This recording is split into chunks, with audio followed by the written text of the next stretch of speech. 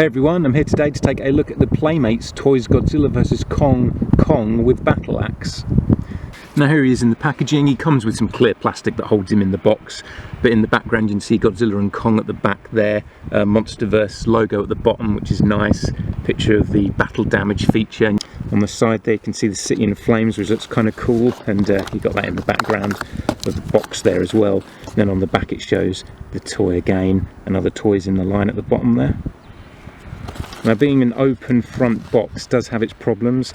On the one hand you can see the toy you're getting to check that it's got a good paint job, but on the other hand it leaves it exposed to damage, and I've had problems with this, which I'll get into.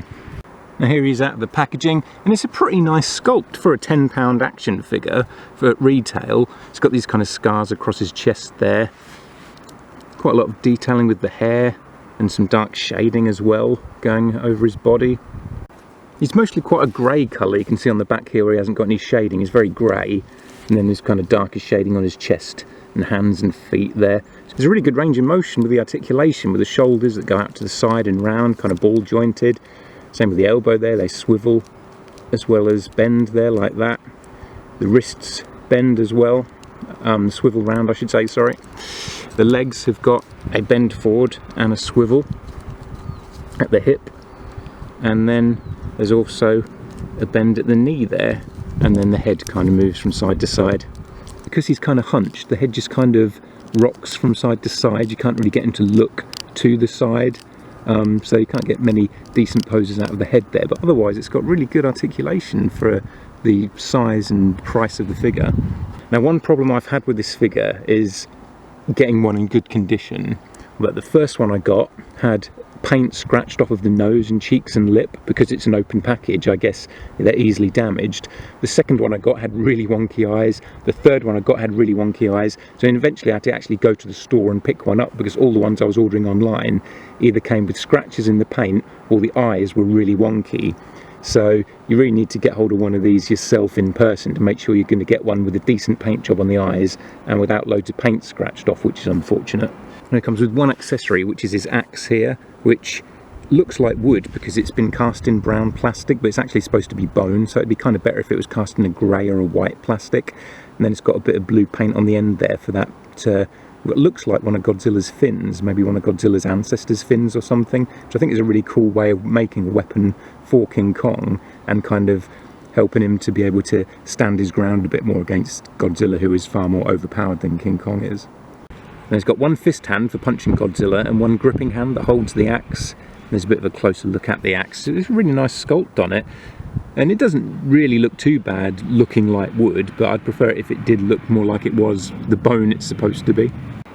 You can see a bit more of the detailing there. It's definitely supposed to be a bone, and then some kind of wrap around the top there holding the Godzilla spine on as the axe head.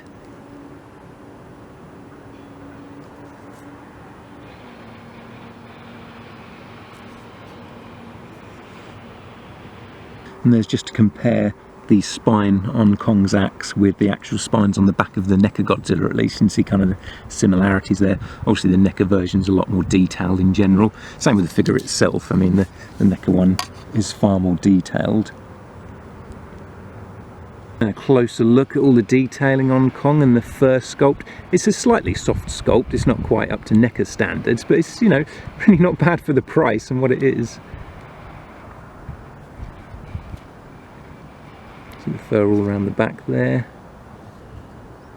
It's really not too bad with the detailing, in my opinion. And then on the front here we have some battle damage on his shoulder. There's a little notch there on the inside of his bicep that you've got to get hold of, and it can be a bit awkward to get out, but you pull that out and there you can see some blood and raw flesh underneath, where I guess Godzilla's taken a swipe at him, which is pretty cool. But I can see a lot of these little bits getting damaged and lost. I bet you in a few years' time there'll be loads of these on eBay with this bit lost. Though it does hold in there nice and tightly, so at least you don't have to worry about it falling out. And there's a close-up of the face there, which is quite black. Got his mouth open. Those orange eyes. I don't know if his eyes are actually orange in the film or not. I didn't really notice when I watched Kong Skull Island. but it's not a bad sort of roaring, angry face. And now for comparison, here he is next to the NECA Godzilla. And this is the main reason I got him, because I wanted a King Kong that would scale with that NECA Godzilla. And they look pretty good together. Kong is slightly smaller, but I feel like he should be smaller anyway. So I think they're kind of the perfect scale for each other. Because if I bring in the NECA King Kong here, he's actually really big, and a lot bigger than Godzilla. And I was actually really disappointed when I got that King Kong, because he's just completely out of scale with all the other NECA monsters, like the Godzillas and that they've made. And I imagine a lot of people would have been bothered by that, because I think most people would have wanted Kong to be in scale with Godzilla. Also, I thought it'd be fun to bring in the Trendmaster Zilla figure. So you got the NECA Godzilla, the Playmates King Kong, and the Trendmaster Zilla. And these Playmates toys do remind me of the Trendmasters ones. Like, some of the monsters have got small military vehicles with them, like the Trendmasters Zilla figures did. So Zilla scales pretty well with them too. And lastly, here is the Jakks Pacific King Ghidorah, which came out for Godzilla King of the Monsters, which is too small, but it's kind of the closest we've got to scale at the minute. Hopefully, if the Playmates line is popular enough, they'll release some monsters from the previous movies, so we could get a scale King Ghidorah with these kind of 6-inch Godzilla and King Kong toys. So that's just a quick look at the Playmates King Kong from the Godzilla vs Kong line, which really isn't too bad a line for the price. I think he works better with the NECA Godzilla than the actual NECA King Kong does, for the time being at least. I don't know if NECA's going to release a smaller King Kong at some point, a more modern looking one.